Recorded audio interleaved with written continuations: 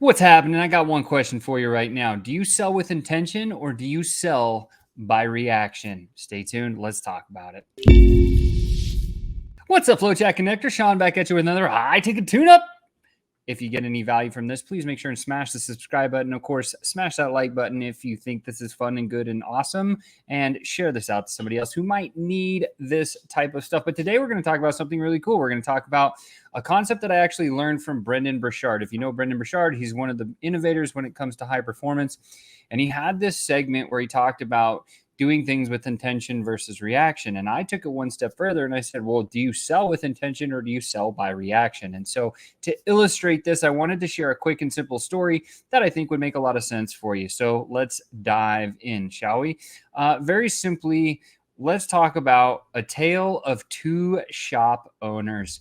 So on the left, we have this one shop owner who is pretty high profile. And on the right, we have a guy that's just like abundant, like let's put a bunch of shoes in one store and see what happens, right? And they both have their shoe store on this busy road. And as they, typically what happens is you kind of meet Bruce and meet Calvin. So Bruce owned one of the shoe stores and Calvin owns the other one. So first we have Calvin, and Calvin has a very methodical approach, right? And he sells with intention. He uses strategic prospecting and selling systems. He aligns with his target audience, his niche. He has the messaging down right. And everything else, he has specific target clients that he goes for, even though sometimes he gets sales from other people. And his whole store is intentionally designed, the whole environment, for appeal to that a specific target customer. And then Bruce, on the other hand, he's very reactive. So people will be walking down the street. They'll say, oh, I need some shoes. And they'll come in the store. And what does he do? He relies on this heavy foot traffic for all of his sales. And sales are made spur of the moment. So he'll run up and, he'll be like all messy and everything else and start chattering with the prospect and eventually make a sale. He relies on wild discounts and desperate pitches. And he typically has unpredictable and inconsistent sales. So just looking at the slide, we can both agree that it's probably better to lean one way or the other. And Calvin sells with intention, where Bruce sells by reaction. I hope you're getting the picture. Let's move on. So what's Bruce's method? This is the guy who sells by reaction. Well, he takes the reactive approach, which means he lures customers in with discounts, and he uses shiny object syndrome in the front of his store. Right? So people are walking by and say, ooh, what's that? I'm going to go see that. Or huge discount, or whatever the thing is that he's doing to get people to drive in his store. And then he'll dive in with a conversation. Every deal is different. So there's no systematic responding on the back end. It's really messy. And he just does it by reaction. What happens is he creates this lack of a plan. He doesn't really have a process or a plan that's repeatable. It's inconsistent. So it doesn't give him the sales that he wants all the time. And he overwhelms all of his clients because client one heard he got this deal. Client two is like, well, what the heck? Like, this is a different deal, right? So he loses deals because of this. And so now, compared to Calvin's method with intention, let's talk about his. So he has a focused approach where he's only looking for certain people that want to buy his shoes, not everybody. He interacts with the clients. He listens to their needs before he makes any suggestions, and he suggests shoes that are going to solve the problem. He has a strategic prospecting method that he follows. He sets the agenda during the call, and he gives them personalized attention. And the one thing I want you to focus on is every single sales call that you take, if you want to start selling by intention, focus on setting the agenda of the call. It's very simple to do, and it happens within the first 3 minutes of the call. You get on, bond and connect a little bit, talk a little bit, like where you're from and all this other stuff. And say, hey, today for the call, this is the thing that I want to do. You can use the analogy GAME, GAME. That's grateful, ask, me, end. That's what it stands for. Here's how it works. Hey, Mr. Prospect, I'm so grateful to have the opportunity to speak with you today. G-A. I'd love to ask you a few questions about your business, your systems, how you're doing things, and make sure that I fully understand, again, listening to needs, what you're into.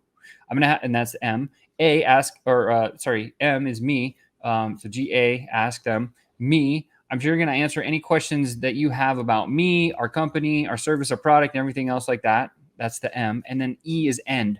So at the end of this, I just want to figure out whether or not we can lock arms or not, right? And either way is fine with me. That's what I had for the agenda for the call. Is that something that works for you? They say yes. You say, do you still have about 35, 45, an hour long, whatever the timeline? They say yes. And now you've gotten them into yes momentum before you've even started anything on the sales call. Pro tip there. So if you set the agenda of the call, it will boost your close ratios probably by around 30%. For me, it was 32% boost in close just from doing that one thing, right? So Calvin's on the right track here. So here's what happens. One day, the two shops, the two shoe stores, the carnival comes to town. And this is a massive amount of foot traffic. The mayor comes and talks to both Calvin and Bruce and says, hey, guys, we're going to have more traffic than we've ever seen ever before. Get your shoe stores ready. So, of course, Bruce starts, licking his chops and rubbing his hands together. And he says, okay, I'm going to bring all of my colorful shoes. They're going to be all messy all over the place. And I'm going to have huge discount signs. And I'm going to drive everybody in here. We're going to close a bunch of deals. So what happens is Calvin on the other hand, before the carnival takes place, he says, no, look, we're gonna cater to these particular people. We're gonna set up an individual stand that has the comfy walking shoes, because if they're walking through this carnival, they might need some walking shoes. And if they like to go to carnivals, they probably like to do other things like that. And so he strategically and methodically thought through what he should put in his front store display. And he only put a very select group of shoes that he could offer these people, right? So that was the intentional rifle approach. I only want to sell to these people versus I'm going to sell to everyone and anyone that comes in my shoe store. So the carnival day arrives and there's this massive amount of traffic. A bunch of people come into both stores. And what happens in Bruce's store is he is overwhelmed by all these clients and he's trying to make a deal with this person, a different deal with that person, a different deal with this piece. And he's spitting out as fast as he can, talking, like just shooting from the hip, trying to close the deals and everything else. It's a mess, right? He loses deals. The sales don't even end up being what they thought they should have been. And then if you look at Calvin's store, on the other hand, all he did was appeal to people who like to walk. And he put his walking shoes out front. And all this foot traffic from the carnival came into his store and was like, yeah, I love that walking gear. And he came in and he asked the right questions about, do you walk often? How many miles do you walk? What kind of shoes do you like? Color profile, all this other stuff, the right questions to be asking. And he broke all of his sales records that day because he narrowed his niche and his focus, and he sold the walking shoes instead of putting everything out in front of his prospects, right? So who makes more sales? Pretty straightforward and easy to know. Calvin. Congratulations, Calvin. That's amazing. What are the lessons learned that Bruce picked up? Well, number one, after the carnival conversation, after Bruce and Calvin got together and Bruce said, Calvin, how come you closed so many deals?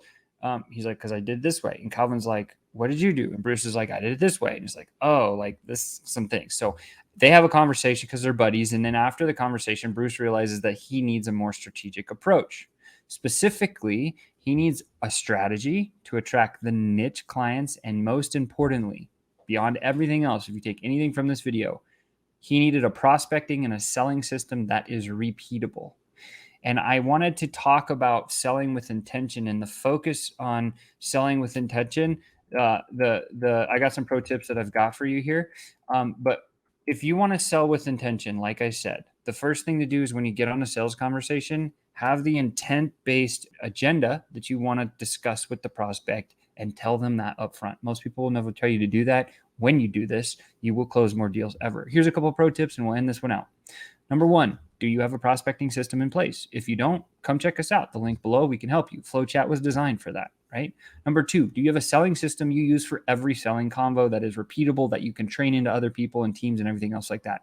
If you don't, again, come see us. We're good at it. And the questions you want to ask is it repeatable, right? Can it happen over and over and over, even without you out of that system? And number two, probably more importantly, can you replace yourself from that system?